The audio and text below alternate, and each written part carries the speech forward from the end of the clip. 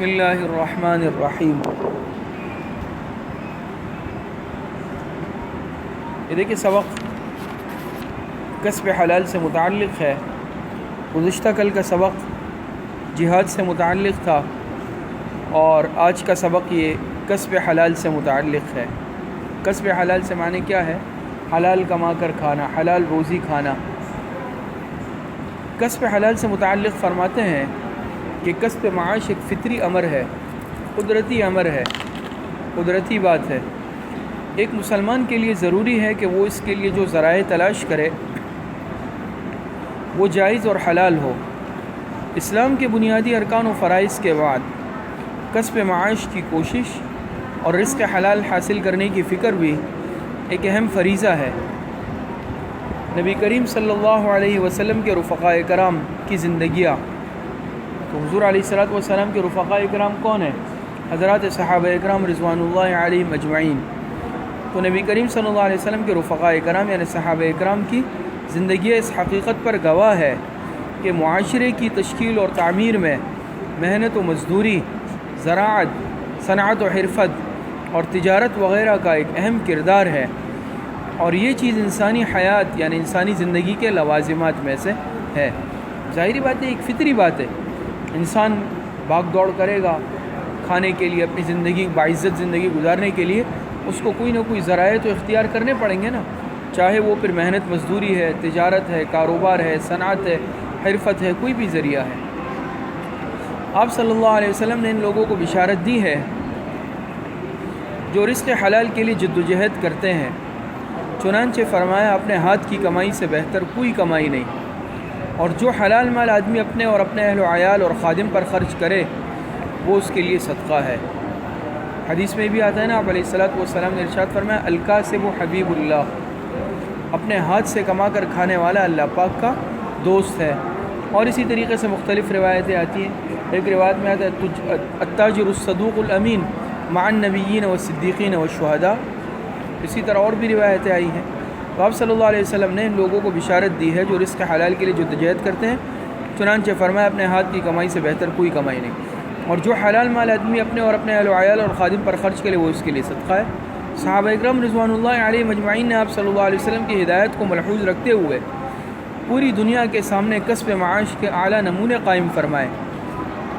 چنانچہ اگر ان ذرائع کو نیک نیتی یعنی اچھی نیت سے، سچائی، خلق خدا کی نفع رسانی اور حاجت مندوں سے درگزر کے جذبے سے اختیار کیا جائے تو ہم خرما و ہم ثواب کی بنیاد پر، ہم خرما و ہم ثواب یعنی دنیاوی فائدہ بھی ہے، اخروی فائدہ بھی ہے۔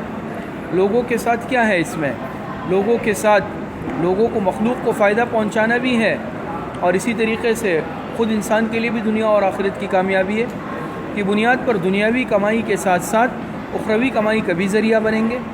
آپ صلی اللہ علیہ وسلم نے سچائی اور ایمانداری کے ساتھ کاروبار کرنے والے تاجروں کو خوشخبری سنائی کہ وہ روز قیامت اللہ کے مقبول بندوں، انبیاء، صدیقین، شہداء اور صالحین کے ساتھ ہوں گے۔ جیسے ابھی روایت میں نے آپ حضرت کے سامنے بیان کی نا، آپ علیہ السلام نے فرمایا التاجر الصدوق الامین مع النبیین والصدیقین والشہداء۔ دن بھر کی محنت و مزدوری سے تھکے ماندے شخص کو بوقت شام اللہ کی طرف سے پروانہ مغفرت ملنے کا اعلان فرمایا گیا ہے۔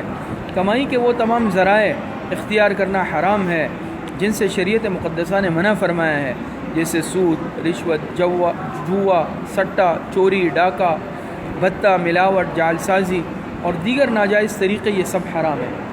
تو حرام ذریعہ نہیں اپنانا، حلال ذریعہ اپنانا ہے۔ پھر حرام ذرائع بہت سارے، جیسے آپ کے سامنے کچھ اس کے ذرائع آئے۔ روز محشر یعنی قیامت کے دن جب لوگوں کو اللہ پاک کے سامنے جمع کیا جائے گا، تو روز محشر جہاں زندگی، جوانی اور علم و عمل کے سلسلے میں ایک ایک سوال ہوگا، وہاں مال کے متعلق کتنے سوال ہوں گے؟ 2 سوال ہوں گے۔ کون سے؟ من این اکتسبہ وفیما انفقہ، کہاں سے کمایا، نمبر 2 کہاں خرچ کیا۔ وہ مال سے متعلق 2 ہے، کمایا کہاں سے، ذرائع کیا تھے کمائی کے، خرچ کس راستے میں کیا، جائز یا ناجائز۔ آگے روایت ہے کہ بسم اللہ الرحمن الرحیم، وعن عبد الله بن مسعود رضی اللہ عنہ قال قال رسول اللہ صلی اللہ علیہ وسلم طلب کسب الحلال فریضۃ بعد الفریضہ۔ مشکات شریف کی روایت ہے، حضرت عبداللہ ابن مسعود رضی اللہ تعالی عنہ فرماتے ہیں کہ نبی کریم صلی اللہ علیہ وسلم نے فرمایا حلال روزی کمانا فرض کے بعد ایک اور فرض ہے۔ تشریح میں فرماتے ہیں اپنی اور اپنے اہل و عیال کی معاشی کفالت کے لیے دست و بازو کی محنت سے کمانا ایک اہم فریضہ ہے۔ اسلام کے بنیادی ارکان و فرائض کے بعد اس بات کی طرف توجہ دلائی گئی ہے کہ انسان کمائی کے حلال ذرائع سے اپنی اور اپنے اہل و عیال کی آبرومندانہ یعنی عزت مندانہ زندگی کو تحفظ فراہم کرے اور دوسروں پر بوجھ نہیں بنے۔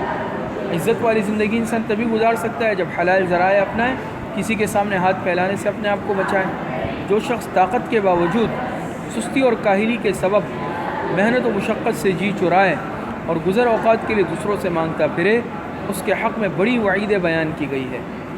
کمائی میں اس طرح مشغول ہونا کہ فرائض تک چھوٹ جائے اور انسان اللہ کی یاد سے غافل ہو جائے کسی طور پر بھی درست نہیں۔ ایمان والوں کی صفت اللہ نے یوں بیان فرمائی کہ تجارت اور خرید و فروخت انہیں نماز اور اللہ کے ذکر سے غافل نہیں کرتی۔ قرآن کی آیت ہے نا، رجال لا تلہیہم تجارت ولا بیع عن ذکر اللہ۔ آگے روایت ہے دیکھ لیں۔ بسم اللہ الرحمن الرحیم۔ وعن رافع بن خدیج رضی اللہ عنہ قال قیل یا رسول اللہ ای الکسب اطیب قال عمل الرجل بیدہ وکل بیع مبرور۔ مشکات شریف کی روایت ہے۔ حضرت رافع بن خدیج رضی اللہ تعالی عنہ سے مروی ہے، وہ روایت کرتے ہیں کہ جناب رسول اللہ صلی اللہ علیہ وسلم سے عرض کیا گیا، اے اللہ کے رسول، کون سی کمائی سب سے زیادہ پاکیزہ ہے؟ کون سی کمائی سب سے زیادہ اطیب، بہت پاکیزہ ہے، بہت زیادہ؟ آپ علیہ السلام نے فرمایا عمل الرجل بیدہ، آدمی کا اپنے ہاتھ کی کمائی، ہاتھ سے کما کر کھانا، اپنے ہاتھ کی کمائی کھانا، یہ سب سے کیا ہے؟ پاک کمائی ہے، پاکیزہ۔ اور دوسرا وکل بیع مبرور ای وکل بیع مقبول، ہر بیع مقبول، ہر مبرور بیع یعنی ہر مقبول بیع۔ مبرور مقبول کے معنی میں کیا مطلب؟ مقبول یہ اس کو کہتے ہیں بیع مبرور، سبق تو کلاس پڑھا ہوئی۔ بیع مقبول اس بیع کو کہتے ہیں جس میں جھوٹ نہ ہو۔ سعد خالد صاحب کو دے دو۔ بیع مقبول اس بیع کو کہتے ہیں جس میں جھوٹ نہیں ہو، جس میں خیانت نہیں ہو، جس میں دو نمبری نہیں ہو، ملاوٹ نہ ہو، جس میں دھوکہ نہ ہو۔ ایسی بیع کیا کہلائی؟ سچائی، امانت، دیانت کے ساتھ ہو، یہ بیع مبرور کہلاتی ہے۔ تو سب سے پاکیزہ کمائی اپنے ہاتھ سے کما کر کھانا یا بیع مقبول جو ہر قسم کے مفاسد سے پاک ہو۔ تو خلاصہ کیا ہے کہ ایک تو یہ ہے کہ انسان تندرست ہے، کمانے پر قادر ہے، پھر بلا وجہ دوسروں سے مانگنا، خود نہ کمانا، بہت بڑی وعید اس پر ہے، غیر اخلاقی بات ہے۔ اور اس طرح پھر یعنی اس کے برعکس افراط و تفریط، اتنا کمانے میں لگ جانا کہ فرائض بھی فوت ہو جائے، عبادات بھی فوت ہو جائے، یہ بھی غلط ہے۔ اعتدال کے ساتھ انسان تجارت کے وقت کاروبار، ملازمت، جائز حلال روزگار بھی اپنائے، لیکن عبادت کے وقت اپنے عبادت، نماز، فرائض، سنتیں، اس کی بھی خیال کریں۔ آگے دیکھیں، کسب حلال کے بعد دوسرا سبق ہے نکاح سے متعلق۔ دیکھیں فرماتے ہیں لغت میں نکاح ملنے اور جمع ہونے کو کہتے ہیں۔ کس کو؟ یہ لغوی معنی ملنا، نکاح کے لغوی معنی آتے ہیں الضم، مل جانا، جمع ہونا، ملنے جمع ہونے کو کہتے ہیں۔ اور اصطلاح میں مرد و عورت کے درمیان مہر کے تعین اور گواہوں کی موجودگی میں ایجاب و قبول کے ساتھ اس خاص عقد کو کہتے ہیں جس سے دونوں کے درمیان ازدواجی تعلق پیدا ہو جاتا ہے۔ یہ پوری تعریف نکاح کی امتحان میں آ سکتی ہے، لغوی اصطلاحی تعریف کرے، اور اصطلاحی تعریف میں سارے قیودات ہیں۔ مرد و عورت کے درمیان مہر کے تعین، مہر بھی ضروری ہے نا، اور گواہوں کی موجودگی یہ بھی ضروری، ایجاب و قبول کے ساتھ یہ بھی ضروری۔ ایجاب و قبول نا اس خاص عقد کو کہتے ہیں جس سے دونوں کے درمیان، میاں بیوی کے درمیان، پہلے اجنبی ہوتے ہیں، نکاح کے بعد کیا ہے؟ میاں بیوی بن جاتے ہیں، ازدواجی تعلق پیدا ہو جاتا ہے، ایک دوسرے کے لیے حلال ہو جاتے ہیں۔ اسلام نے رہبانیت کہتے ہیں بالکل دنیا سے الگ تھلگ ہو جانا، سب کچھ چھوڑ دینا، رہبانیت اور مجرد زندگی۔ مجرد کہتے ہیں انسان پوری زندگی شادی نہیں کرے، بلا سبب بلا عذر گزارنے کی مخالفت کی ہے۔ حدیث میں آتا ہے لا رہبانیت فی الاسلام۔ اچھا، اس لیے یہ انسانی طبیعت اور مزاج سے متصادم ہے۔ اللہ پاک نے انسان کی فطرت میں رکھا ہے توالد اور تناسل، گھریلو معاشی زندگی، ایک پورا گھرانہ ہونا، اور یہ سارا سلسلہ۔ شادی انسانی فطرت ہے جس سے شرمگاہ اور نظریں کیا ہوتی ہے؟ محفوظ ہوتی ہے، اور باقاعدہ نکاح سے نصف ایمان کی تکمیل بھی ہو جاتی ہے، حدیث میں آتا ہے نا۔ اور معاشرہ انحطاط اور گراوٹ سے بچتا ہے۔ یہ صرف دو افراد کا سماجی بندھن نہیں بلکہ انسانی معاشرے کے وجود اور بقا کا ایک بنیادی ستون بھی ہے۔